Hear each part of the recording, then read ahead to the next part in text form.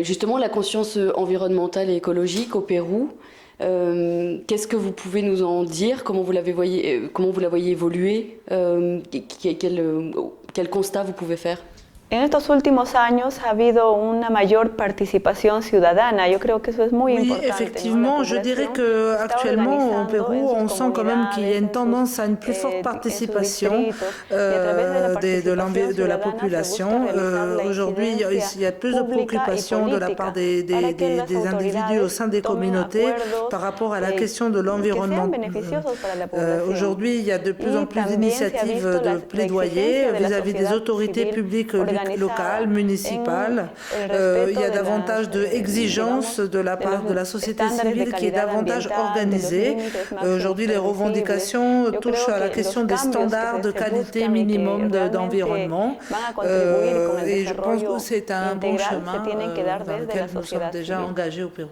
Et sur un autre volet, ça fait un moment que vous travaillez aussi sur la sécurité alimentaire et sur la diversité au niveau nutritif. Comment est-ce que ça évolue? Quels sont les constats? Où est-ce que vous en êtes dans ce projet? Le projet lié à la sécurité alimentaire sur la diversité qui vise à aussi augmenter la diversité nutritive de produits, aujourd'hui touche essentiellement les communautés paysannes que nous accompagnons. Il s'agit de leur permettre un plus fort accès à une alimentation variée. L'objectif est de réduire les indices de dénutrition, de malnutrition et de réduire les taux de mortalité et les taux de maladie qu'on constate dans ces communautés qui sont très isolées dans la région de Huancayo.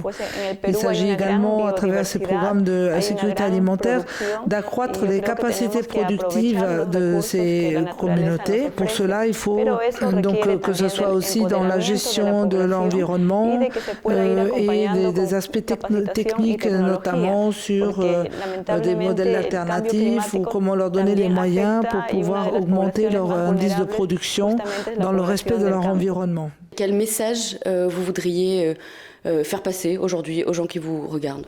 Bueno, considero que le message principal, c'est que je pense qu'il y a urgence et que les changements doivent aujourd'hui se faire de manière vraiment urgente, justement parce qu'il y a urgence. Les populations les plus vulnérables, on le sait, sont celles qui souffrent le plus de ces changements climatiques, des désastres naturels. Aujourd'hui, les récoltes sont menacées en termes de quantité et de productivité. Aujourd'hui, on assiste aussi à des débordements de rivières plus fréquents.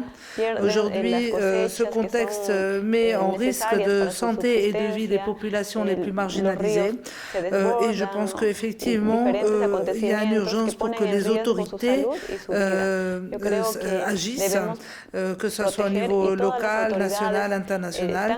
Elles sont obligées aujourd'hui de garantir une vie digne aux populations.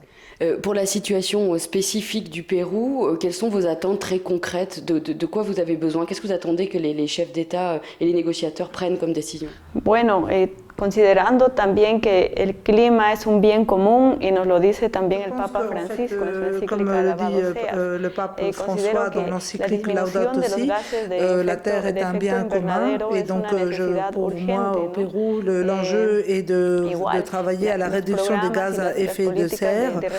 Aujourd'hui nous sommes dans une situation d'urgence et nos attentes c'est qu'il puisse y avoir des engagements sur des programmes de reforestation et de recueil d'eau et de irrigation, puisque c'est un des enjeux et des problématiques qui traversent le Pérou.